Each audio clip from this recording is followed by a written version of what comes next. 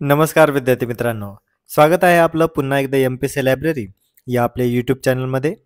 आज आहे 27 सप्टेंबर 2025. आज देखील आपण खूप महत्त्वाच्या अशा चालू घडामोडी पाहणार आहोत. सर्वप्रथम आपण पाहणार आहोत ऑस्कर 2026 स्पर्धेसाठी भारताकडून कोणता चित्रपट पाठवण्यात येणार आहे. तसेच नुकत्याच झालेल्या अग्नी प्राईम या चाचणीचे महत्त्व नेमके काय आहे. तसेच डॉक्टर हेमा साने यांचा वनस्पतीशास्त्रातील प्रमुख परिचय काय होता. आशियातील पहिल्या महिला लोको पायलट या कोण आहेत. तसेच त्या आता चर्चेमध्ये सुद्धा का आहेत हे देखील आज आपण पाहणार आहोत. आणि भारतातील कोणकोणत्या पहिल्या महिला परीक्षेसाठी महत्त्वाच्या आहेत यांची एक थोडक्यात यादी देखील आपण आज पाहणार आहोत. त्यामुळे शेवटपर्यंत व्हिडिओ नक्की पहा. सुरुवात करूया कालच्या एका प्रश्नाने. काल व्हिडिओच्या शेवटी मी तुम्हाला एक प्रश्न विचारलेला होता. व्हीव्हीपॅट ही मशीन भारतात पहिल्यांदा कोणत्या ठिकाणी वापरली गेली. यासाठीचे पर्याय होते बिहार, नागालँड, उत्तर प्रदेश आणि आंध्र प्रदेश. तर याचं योग्य उत्तर होतं पर्याय क्रमांक 2 नागालँड. तर विद्यार्थी मित्रांनो, आता आपण आजच्या दिनविशेषला सुरुवात करणार आहोत. 27 सप्टेंबर हा संपूर्ण जगभरामध्ये जागतिक पर्यटन दिन म्हणून साजरा केला जातो. याची आयोजक संस्था आहे UNWTO. UNWTO या संस्थेचे मुख्यालय आहे माद्रिद या ठिकाणी. आणि यावर्षीची म्हणजे 2025ची जागतिक पर्यटन दिनाची थीम आहे टुरिझम अँड सस्टेनेबल ट्रान्सफॉर्मेशन. विद्यार्थी मित्रांनो, आपल्याला वेगवेगळ्या परीक्षांमध्ये अशा पद्धतीच्या थीम विचारल्या जातात. तसेच वेगवेगळे दिन देखील आपल्याला विचारले जातात. त्यामुळे महत्त्वाचे जागतिक दिन आपल्याला माहिती असणं गरजेचं आहे. नुकत्याच झालेल्या गट क परीक्षेमध्ये जागतिक आनंद दिवस हा कधी साजरा केला जातो अशा पद्धतीचा प्रश्न विचारलेला होता. त्यामुळे आपल्याला हे संपूर्ण महत्त्वाचे दिवस माहिती असणं खूप खूप गरजेचं आहे. तसेच 27 सप्टेंबर हा गुगलचा वाढदिवस म्हणून देखील साजरा केला जातो. 1998 मध्ये लॅरी पेज आणि सर्गेई ब्रिन यांनी स्थापन करण्यापूर्वी स्टॅनफोर्ड विद्यापीठाच्या संशोधन प्रकल्पाच्या रूपात या सर्च जायंटची सुरुवात केलेली होती. गुगलची रचना प्रचंड प्रमाणात ऑनलाईन माहिती व्यवस्थापित करण्यासाठी करण्यात आलेली होती. लक्षात ठेवा, 27 सप्टेंबर गुगलचा वाढदिवस.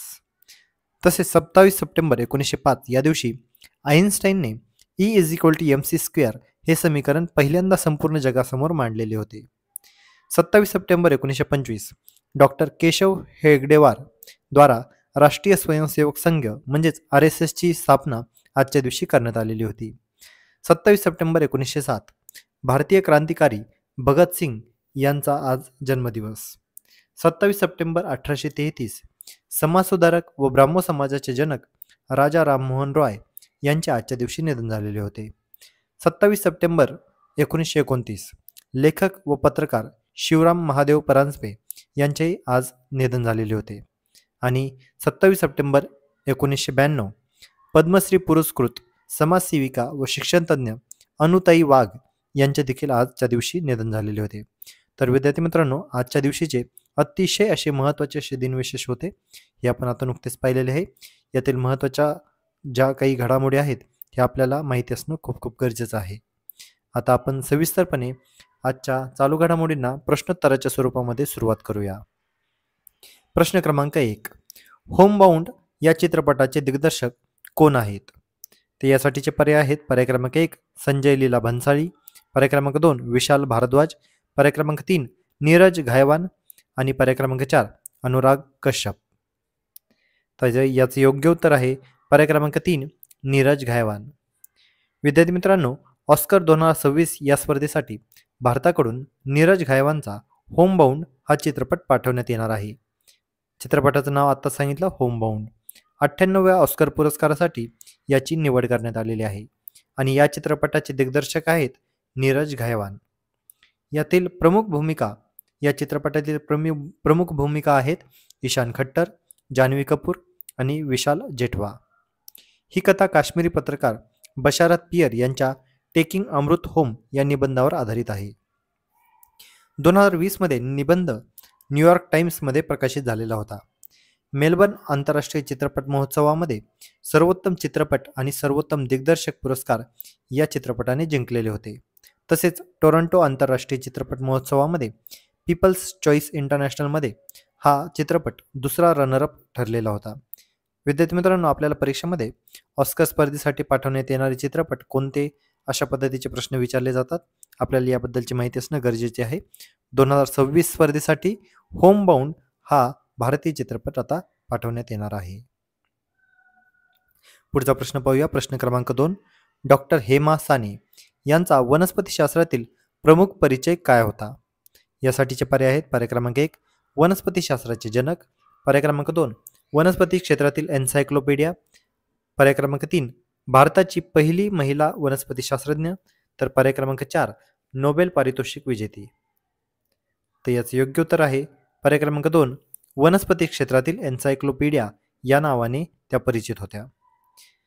नुकतेच वनस्पतीशास्त्रज्ञ डॉक्टर हेमा साने यांचं दुःखद निधन झालेलं आहे. त्या पुण्यातील रहिवासी होत्या. वनस्पती क्षेत्राच्या एन्सायक्लोपीडिया अशी त्यांची ओळख होती. वनस्पतीशास्त्र विषयात त्यांनी MSc आणि PhD शिक्षण घेतलेले होते. त्यांनी भारतीय वैद्यकशास्त्रामध्ये MA आणि MPhil हे देखील त्यांनी केलेले होते. 1962 ते 2000 सालपर्यंत पुण्यातील आबासाहेब गरवारे महाविद्यालयामध्ये वनस्पतीशास्त्र विभागाच्या त्या प्रमुख होत्या. त्यांनी वनस्पतीशास्त्र, पर्यावरण, इतिहास आणि प्राच्यविद्या या विषयांवर 30हून अधिक पुस्तके लिहिलेली होती. त्यांनी कधीही विजेचा वापर देखील केलेला नव्हता. विद्यार्थी मित्रांनो, आपल्याला अशा पर्सनॅलिटी बेस्ड क्वेश्चन विचारले जातात. आपल्याला याबद्दलची माहिती असणं देखील खूप खूप गरजेचं आहे. लक्षात घ्या, वनस्पतीशास्त्रज्ञ डॉक्टर हेमा साने यांचं दुःखद निधन. पुढचा प्रश्न पाहूया. प्रश्न क्रमांक 3. सुरेखा यादव यांनी वंदे भारत एक्सप्रेस कोणत्या मार्गावर चालवली? यासाठीचे पर्याय आहेत. पर्याय क्रमांक 1, दिल्ली ते वाराणसी. पर्याय क्रमांक 2, नागपूर ते मुंबई. पर्याय क्रमांक 3, पुणे ते नाशिक. आणि पर्याय क्रमांक 4, सोलापूर ते मुंबई. तर याचं योग्य उत्तर आहे पर्याय क्रमांक 4, सोलापूर ते मुंबई. विद्यार्थी मित्रांनो, सध्या सुरेखा यादव हे नाव खूप चर्चेमध्ये आहे.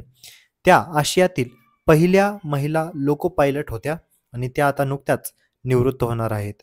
त्या मूळ सातारा या जिल्ह्यातील आहेत. 30 सप्टेंबर 2025 रोजी त्या निवृत्त होत आहेत.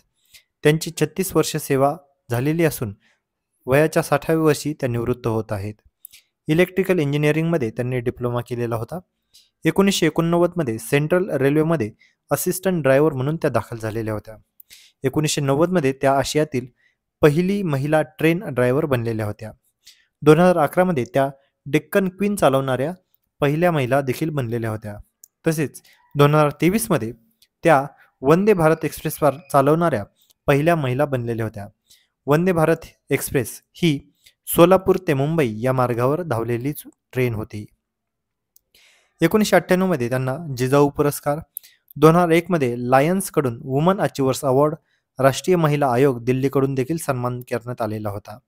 2004 मध्ये सह्याद्री हिरकणी अवॉर्ड, तसेच 2005 मध्ये प्रेरणा पुरस्कार आणि 2011 मध्ये GM अवॉर्ड अशा पद्धतीचा अवॉर्ड देखील त्यांना भेटलेला होता. सेंट्रल रेल्वेकडून वुमन अचिव्हर्स अवॉर्ड देखील त्यांना भेटलेला होता. नाव लक्षात असू द्या विद्यार्थी मित्रांनो, सुरेखा यादव. पुढचा प्रश्न पाहूया. प्रश्न क्रमांक 4. खालीलपैकी भारतातील पहिली महिला यांच्या यादीत चुकीची जोड कोणती आहे? तर खालीलपैकी तुम्हाला चुकीची जोड ओळखायची आहे. यासाठीचे पर्याय आहेत. पर्याय क्रमांक 1, आनंदी गोपाळ जोशी, पहिली महिला डॉक्टर. पर्याय क्रमांक 2, सावित्रीबाई फुले, पहिली महिला शिक्षक. पर्याय क्रमांक 3, निर्मला सीतारामन, भारताची पहिली महिला उद्योगमंत्री.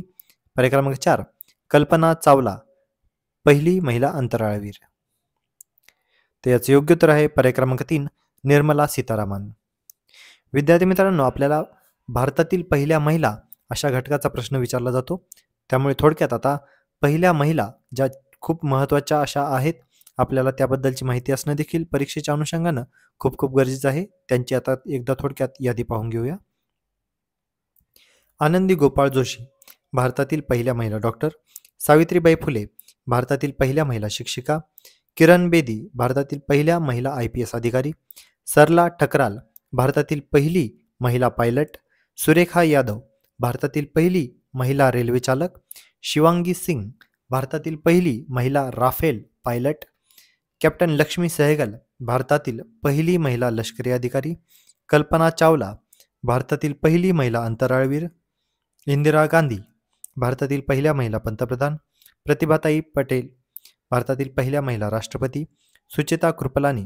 भारतातील पहिल्या महिला मुख्यमंत्री भावना कांत. भारतातील पहिली महिला लढाऊ वैमानिक. तसेच सरोजिनी नायडू या भारतातील पहिल्या महिला राज्यपाल होत्या. चोनिरा बेलियाप्पा मुत्तम्मा भारतातील पहिल्या महिला IFS अधिकारी. बचेंद्री पाल माउंट एव्हरेस्टवर चढणारी पहिली भारतीय महिला. अपूर्णा देवी ज्ञानपीठ पुरस्कार मिळवणारी पहिली महिला. मदर तेरेसा नोबेल पारितोषिक मिळवणारी पहिली भारतीय महिला. सावित्रीबाई फुले ही भारतातील पहिली भारतीय शिक्षित महिला. अरुंधती रॉय बुकर पुरस्कार जिंकणारी पहिली भारतीय महिला. निर्मला सीतारामन भारतातील पहिल्या महिला संरक्षण मंत्री. कार्नेलिया सोराबजी भारतातील पहिल्या महिला वकील. राजकुमारी अमृता कौर पहिल्या महिला केंद्रीय मंत्री. लीला सेठ भारताच्या पहिल्या महिला सरन्यायाधीश. विद्यार्थी मित्रांनो, आपण सविस्तरपणे भारतातील पहिल्या महिला ज्या खूप अशा परीक्षाभिमुख महत्त्वाच्या आहेत, या संपूर्ण परीक्षाभिमुख महिलांची यादी आपण पाहिलेली आहे. यातील कोणत्याही घटकावर आपल्याला प्रश्न विचारला जाऊ शकतो, त्यामुळे व्हिडिओ नीट सविस्तरपणे ऐका. पुढचा प्रश्न आहे प्रश्न क्रमांक 5. कोणती संस्था अग्नि प्राईम चाचणीमध्ये मुख्यपणे सहभागी होती?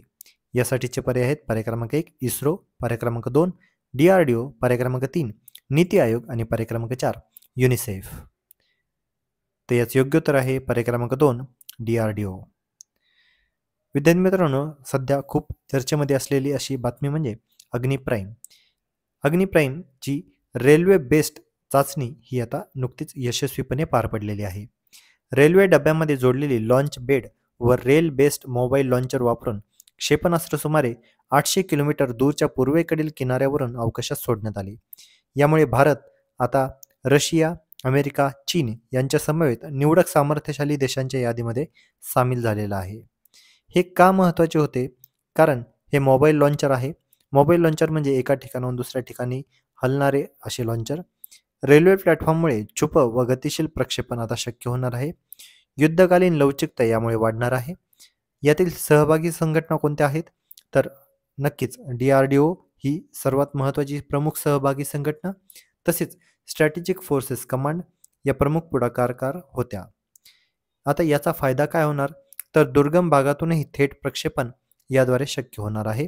शत्रूंपासून लपवता येण्याची क्षमता यामध्ये आहे आणि अंतिम क्षणी प्रक्षेपण स्थळ देखील बदलता येऊ शकते. अशा पद्धतीचे याचे फायदे आहेत. परंतु याच्या काही मर्यादा देखील आहेत. प्रभावी रेल्वे नेटवर्क आवश्यक याच्यासाठी आहे. लक्ष्यभेदासाठी योग्य ठिकाण देखील आपल्याला हवे असते आणि युद्धामध्ये रेल्वे संरचना धोक्यामध्ये देखील येऊ शकते. त्यामुळे अग्नि प्राईम हे सध्या खूप चर्चेमधील असलेली अशी महत्त्वाची क्षेपणास्त्र आहे. आपल्याला याबद्दलची माहिती असणं खूप खूप गरजेचं आहे. तर विद्यार्थी मित्रांनो, या होत्या आजच्या संपूर्ण अशा महत्त्वपूर्ण चालू घडामोडी. तर याच महत्त्वपूर्ण चालू घडामोडीवर आधारित आता आपण एक प्रश्न पाहूया. भारतातील पहिली महिला राज्यपाल कोण आहेत? यासाठीचे पर्याय आहेत पर्याय क्रमांक 1 प्रतिभाताई पाटील, पर्याय क्रमांक 2 सरोजिनी नायडू, पर्याय क्रमांक 3 सुचेता कृपलानी आणि पर्याय क्रमांक 4 लीला सेठ. तर विद्यार्थी मित्रांनो, आता याचं उत्तर तुम्ही सर्वांनी कमेंटमध्ये द्यायचं आहे. जे कोणीही विद्यार्थी याचं उत्तर कमेंटमध्ये देतील त्यांच्या कमेंटला नक्कीच लाईक देखील देण्यात येईल. तर विद्यार्थी मित्रांनो, या होत्या आजच्या चालू घडामोडी. तर अशाच अधिकाधिक इन्फॉर्मेटिव्ह कंटेंटसाठी आपल्या MPC लायब्ररी या यूट्यूब चॅनलला सबस्क्राईब करायला अजिबात विसरू नका. धन्यवाद.